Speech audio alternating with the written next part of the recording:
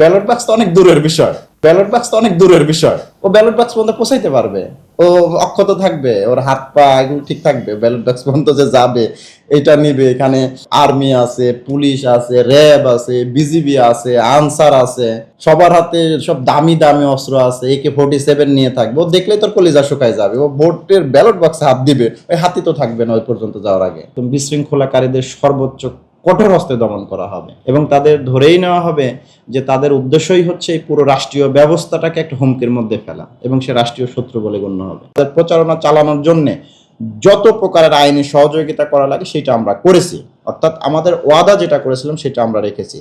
প্রত্যেক প্রার্থীকে আমরা সমান গুরুত্বের সাথে বিবেচনা করেছি এবং আমরা ভিআইপি ব্যক্তি হিসেবে তাদের গুরুত্ব বিবেচনা করেছি।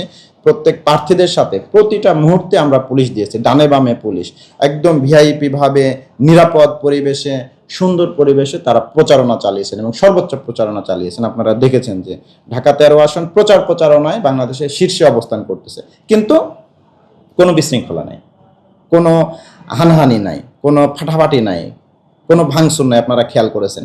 এইটা মনে করি যে আমরা যে ওয়াদা করেছিলাম এখন পর্যন্ত সেই ওয়াদাটা আমরা রক্ষা করতে পেরেছি।